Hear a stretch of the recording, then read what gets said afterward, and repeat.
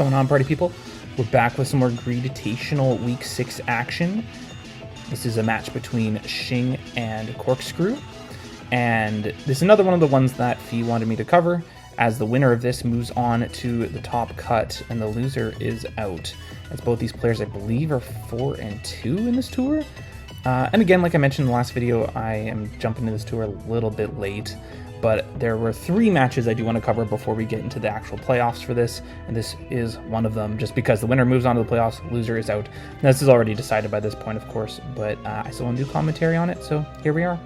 Okay, so this tour is Generations 3 to 9 Little Cup, and each player chooses a few different tiers that they don't want to play, and the 3 remaining tiers are the ones that they end up playing. And these ones are in order this time. I do apologize on the last video, as the result was a little bit spoiled there after the second game. This one is in order of what it happened, so you're going to get what you're going to get. We got Shing from our perspective, the sick custom avatar, I really like that. And Corkscrew on the opposing side with a heart emoji in the alt. I didn't know you could do that. So we're starting things off with the ADV, Little Cup. No team preview or anything. Let's get into it here. So Elekid lead from Corkscrew, such a threatening Pokemon, and Bagon from Shing. Goes for the Toxic turn 1 on the Bagon, misses, and fires off a Dragon Dance. Now, just in case this Bagon is Lumberry, which is a possibility. I'm not super familiar with the ADV Little Cup, but I do know a Dragon type that has Outrage will sometimes, at the very least, be back into Lumberry. So Corkscrew missed an opportunity there to burn the... well, I mean, he tried to go for it, to potentially burn that Lumberry, but things did not work out as it missed, unfortunately. Double Edge is good just to knock that thing out, and Static does not take effect, so again, that would have been nice, didn't quite happen. Whalmer comes out here, it's going to live Double Edge, and Bagon doesn't take any recoil because of Rock Head, but a nice Icy Wind there will slow this thing down a little bit, and Whalmer should be good outspeed there, gets Citrus Berry activated. Corkscrew going to switch into Ghastly here as a Bagon clicks Double Edge yet again. Okay.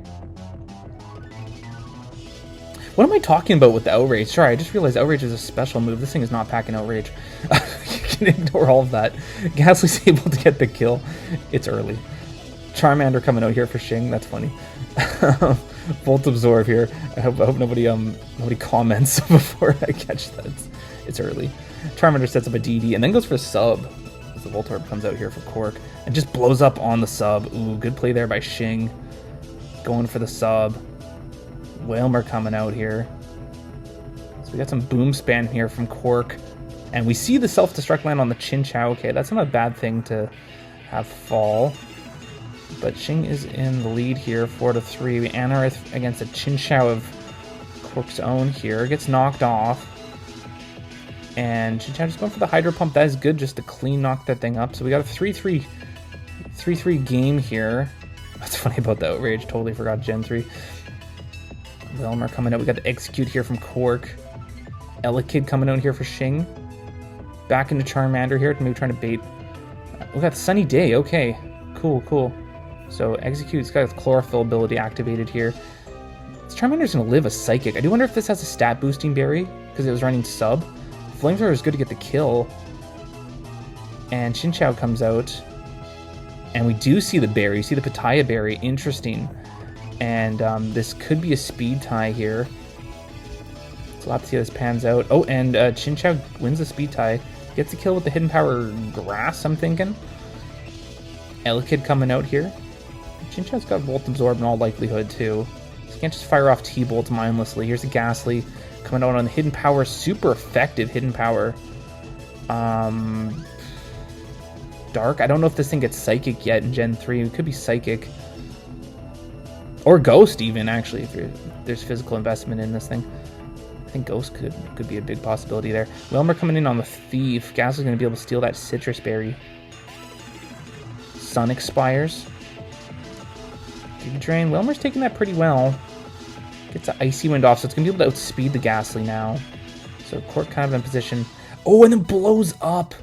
Maybe expecting the switch, but instead Cork stays in. That's huge. Maybe just wants an entry for the Elekid. Gets the Hidden Power off. Wow, okay, and that just leaves a 1v1 with the Chinchou and the Elekid. Hidden Power landing. T-Bolt. No para. I could go for the sub here, maybe just to get into Citrus Berry range. Or trying to get a Hydro Pump miss here. There's the Citrus Berry.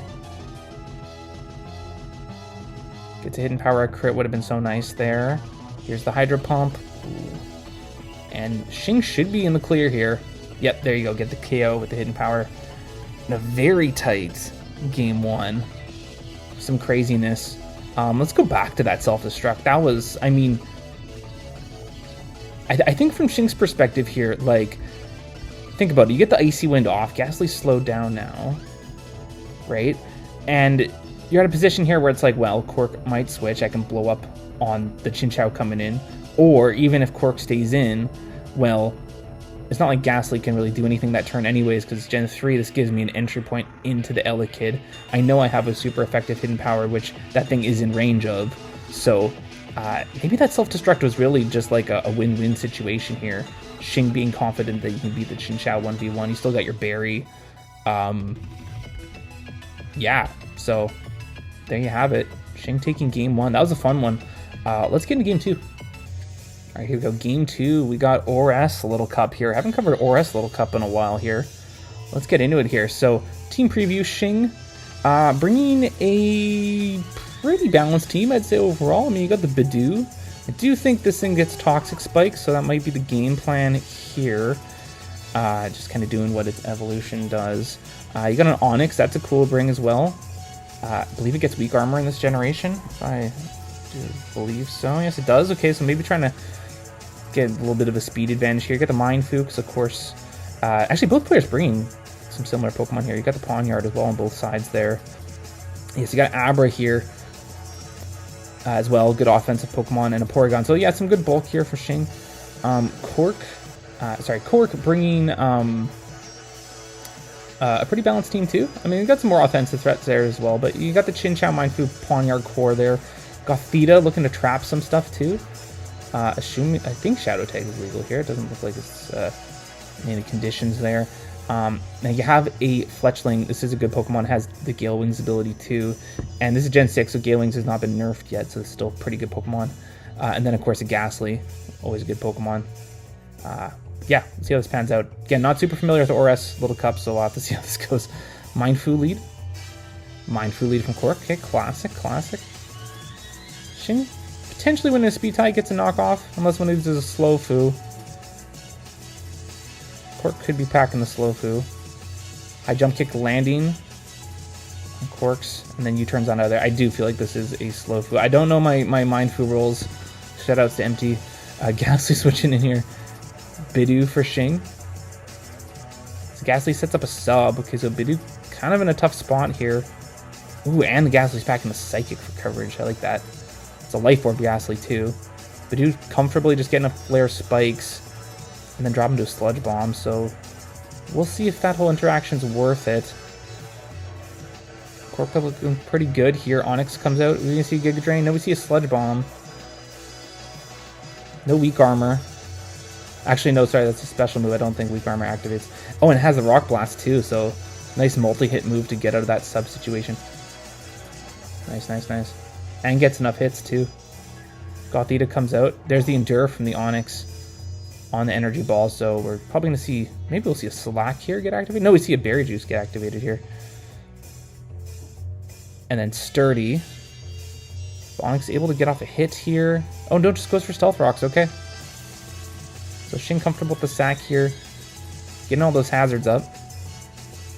No, not a terrible position. Pawniard comes out here. Does not click Pursuit. Cork goes in his own Pawniard. What's Shing gonna click here? Knockoff, okay. It's fair. Gets rid of that thing's a Violate. Mindfu comes in. Stealth Rocks from Cork. Okay, both players got their rocks up. Cork just going for knockoff, maybe predicting a switch. Fu just stays in, clicks the jump kick. High jump kick, rather. Gothita comes in. Mindfu is trapped here, and if this thing's Choice Scarfed, which it is, in all likelihood anyways, knocking that thing out. Pawniard coming in. No Pursuit again here. Okay, so Mindfu switching in here. Again, clicking knockoff. Mindfu just out of range there, lives another one, and Shing's Poniard's going to drop to a high jump kick here. 2-4 game here. Abra coming in here. Chinchou switches in. Is this going to get 2 KO'd by something? Maybe an energy ball, perhaps? And we see a hidden power. It's a neutral hidden power, and that's just enough to put in range of its berry juice, too. Psychic click here. Just staying in. Abra's going to take that. No freeze. Ice beam, that is. Ooh, and this Chinchou's packing the Sucker Punch. Gets the KO. Always forget Chinchou gets Sucker Punch. Always seems to come in clutch in moments like that. Last Mon Porygon here gets a speed, or the attack boost rather. Goes for the agility, okay. Kind of needs to go all out here. Takes a Sucker Punch. More comfortable to sacking the Chinchou here to the tri-attack. So an uphill battle here for the Porygon. Is able to outspeed that, in all likelihood, Choice Scarf Gothita. Here's that Gale Wings Fletchling here. Probably just going for the big acrobatics. I almost said Brave Bird. Not quite enough. It's going to live a tri-attack, though. So, there you go. Cork's going to get the victory with the second acrobatics there. So, excellent game yet again. That was another close one there, too. As, Mindfu packing the Regenerator, right? It'd come in, still be pretty low though. And I don't know if that thing's packing the Fake Out last. It might be. But either way, yeah, I think that live was pretty big at the end there. So we're all tied up at 1. Let's get into the deciding Game 3 here. Alright, here with Game 3, we have Sun and Moon. Little Cup Generation 9. I gotta remember that Z moves are a thing. I have a tendency of forgetting Z moves are a thing in this tier. So there you go. Pretty cool team here from Shing. Got the Kabuto. That's always a fun Pokemon. Got a couple shelled Pokemon here. You got the Kabuto and the Dwebble. That's cool. You have a Pumpkaboo. Pumpkaboo. It's a Pokemon I don't cover this tier a lot either, so some Pokemon just haven't seen before. Yeah, Poniard, a Krogunk, and a Mudbray. Mudbray is such a threatening Pokemon. It's gonna have to get through that Marini. I guess some big earthquakes could help with that too, but I could see Mudbray being a pretty effective Pokemon in this match here. Looking at Corkscrew's team, got a fun team as well. Got some fat mons there with the Volibee and the Marini.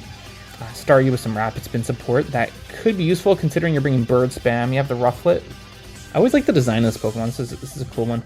Got the Diglett and the Onix. So let's get into it here.